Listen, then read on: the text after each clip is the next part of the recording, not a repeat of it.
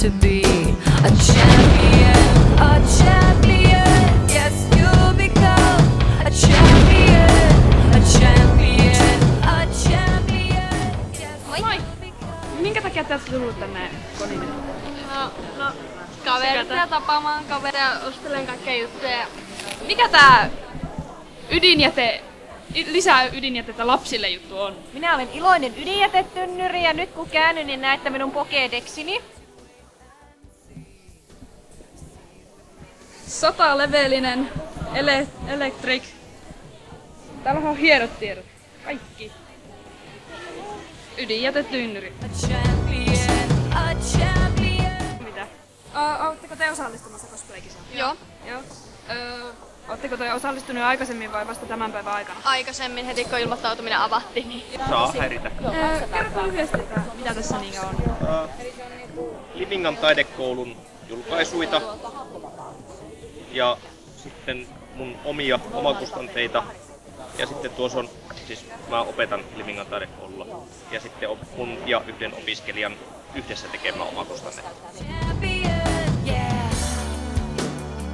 Mitä tykkäätte tästä konikelistä nyt tällä hetkellä? Onko ihan sopivaa vai saisiko olla vilpoisempi vai? Vähän kuuma kyllä. Joo. Se on mukava. Mukavaa, että ei ole kylmä sentään, kun viimeksi oli vähän sateista. Kivasti on väkeä. Tää on tosi kiva juttu, että nuoret on löytänyt tämän tapahtuman. Miten sä pääsit tähän mukaan niin tarjoilijaksi? Kaveri kysyi, tai sanoi, että ne tarvii tarjoilijoita. Niin mä ajattelin, jee! Niin sitten minä vaan pääsin tänne. Plan Suomi-säätiön, mä oon Plan Suomi-säätiön vapaaehtoisena toimin täällä Kemissä ja meillä on nyt tämmönen infopiste tässä sitten sarjakuvapäivillä ja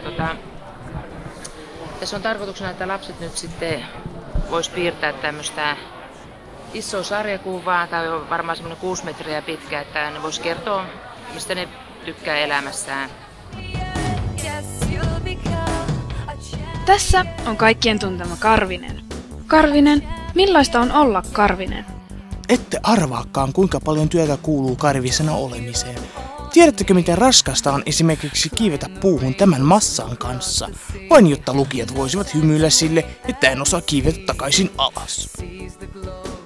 Käykö Osku hermoille enemmän kuin yleensä? Ei Osku hermoille käy. Potkaisen sen pois tieltä ennen kuin se ehtii käydä hermoille. Mitä mieltä olet Eskosta? Mielestäni Eskon pitäisi unohtaa naisystävien etsiminen ja keskittyä enemmän minun ruokkimiseeni. Kiitos Karvinen haastattelusta.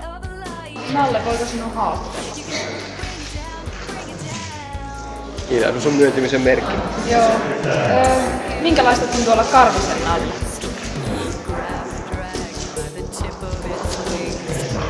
Varmaan ihan mukavaa, kun ei moitteitakaan löydy.